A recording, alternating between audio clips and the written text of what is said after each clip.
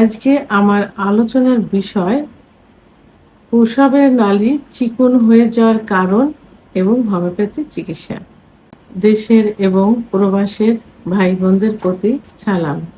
আসসালামু আলাইকুম। আমি প্রভাষক ডাক্তার রিক্তা পারভিন, হোমিওপ্যাথি এবং আয়ুর্বেদিক চিকিৎসক।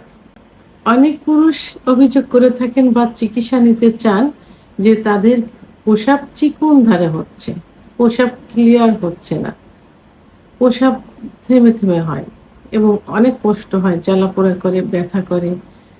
তো এই এই অভিযোগগুলো দিয়ে থাকি। এই যে প্রস্রাব ক্লিয়ার না হওয়া, প্রস্রাব চিকন ধারে হওয়া, ব্যথা জ্বালা যন্ত্রণা, এটাকে মূত্রনালীর সংকোচন বলা হয়ে থাকে। তো এই যে মূত্রনালীর সংকোচন, এটা কিন্তু বিভিন্ন কারণে হয়ে থাকে। প্রাথমিক অবস্থায় কিন্তু সমস্যাগুলো থাকে না। তো এটা প্রাথমিক অবস্থায় যেটা হয় যখন ছোট থাকে, দেখা গেল যে বয়স ৩-৪ মাস কি ১ বছর, ২ বছর, তখন যদি বাচ্চাদের এটা হয় সেটাকে তখন ফাইমোসিস বলে। তো এটা চিকনধারে প্রস্রাব হয়। তখন কি হয়, মুসলমানি দিয়ে দিলে এটা কিন্তু ঠিক হয়ে যায়। আর বড়দের যাদের হয় তাদের এটা বিভিন্ন কারণে হয়ে থাকে। প্রধান যে কারণ সেটা হলো যে যেসব পুরুষের সিফিলিস গনোরিয়া থাকে এবং সিফিলিস গনোরিয়া থেকে ভিতরে যে ইনফেকশন হয় এবং পুঁজ বের হয়, প্রস্রাবের নালীতে যেখানে ক্ষত হয় সেখানে মাংস বৃদ্ধি পেয়ে যায়। বৃদ্ধি পেয়ে ধীরে ধীরে কি হয়, মূত্রনালী সংকুচিত হয়ে থাকে। এটা বিভিন্ন উপায় হয়, যেমন পুরুষ যদি অবৈধ মেলামেশা করে এবং অতিরিক্ত অ অ ও করে থাকে, একাধিক মেয়ের সঙ্গে অবৈধ সম্পর্কে জড়িত হয়, তাদের এই সমস্যাগুলো বেশি হয়ে থাকে। এবং যারা অতিরিক্ত হস্তমৈথুন করে থাকে এবং অতিরিক্ত হস্তমৈথুন এবং অতিরিক্ত নেশা বা যার নেশা, ধূমপান, মদ্যপান এগুলো করে থাকেন, এগুলো যাদের নেশায় পরিণত হয়ে গেছে অলরেডি, তাদের ক্ষেত্রে এগুলো বেশি হয়ে থাকে। আবার যেসব পুরুষ অতিরিক্ত ঠান্ডায় বা অতিরিক্ত গরমে দীর্ঘ সময় বসে কাজ করে, তাদের ক্ষেত্রে এই সমস্যাটা হয়ে থাকে।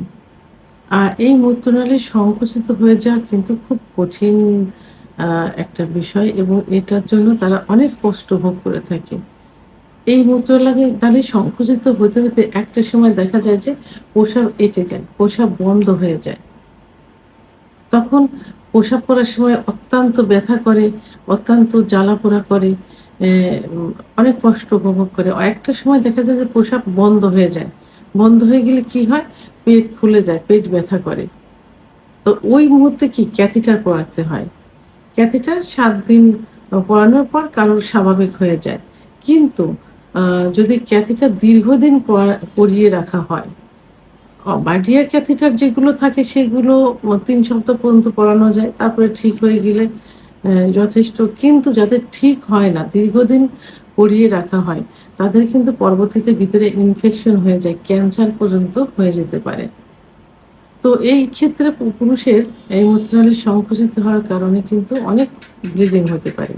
তো এইজন্য এদেরকে সচেতন হতে হবে। অবৈধ মেলামেশা থেকে দূরে থাকতে হবে।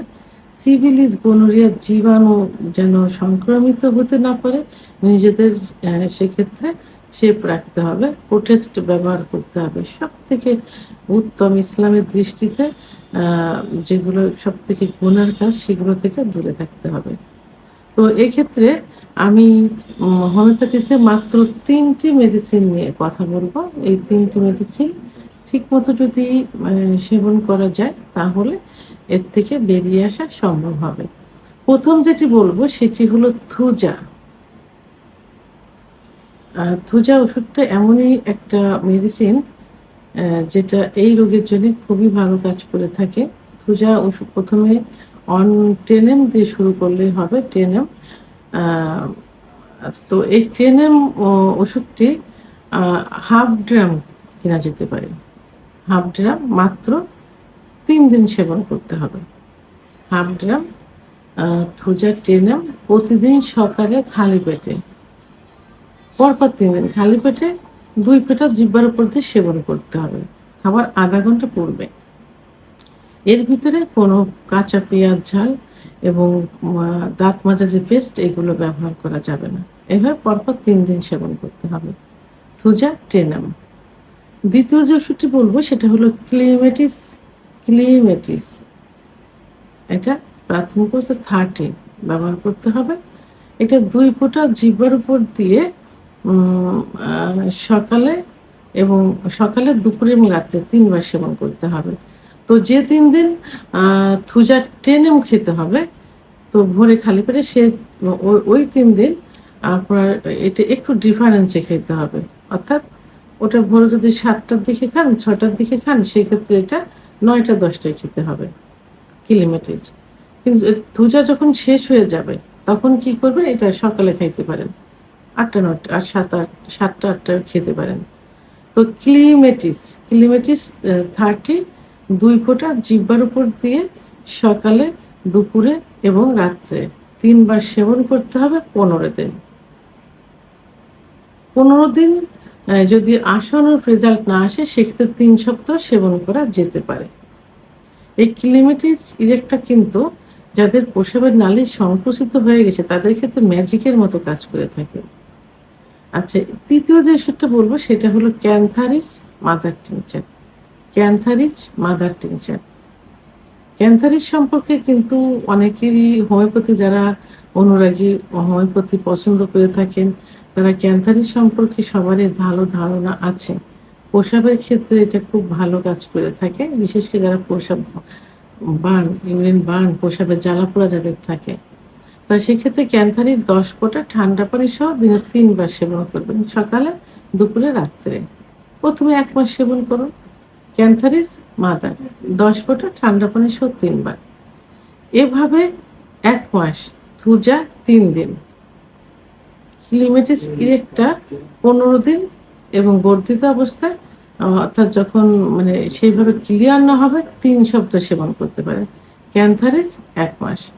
এভাবে সেবন করুন এবং পরবর্তীতে আবার যে ডোজ খাইতে হবে আমার সঙ্গে যোগাযোগ করবেন অথবা নিকটস্থ একজন অভিজ্ঞ সম্পন্ন রেজিস্টারকৃত হোমিওপ্যাথি ডাক্তারের শরণাপন্ন হতে পারেন। সেক্ষেত্রে কমেন্ট বক্সে লাস্টে ৫৮ নাম্বার আমার পার্সোনাল নাম্বার, আমার সঙ্গে যোগাযোগ করলে হবে ইনশাল্লাহ। ভিডিওটি সম্পর্কে যদি কোনো মতামত থেকে থাকে অবশ্যই কমেন্টসের মাধ্যমে জানাবেন। আর ভিডিওটি ভালো লাগলে লাইক, কমেন্ট, সাবস্ক্রাইব করে আমার সঙ্গে থাকুন। আল্লাহ হাফেজ।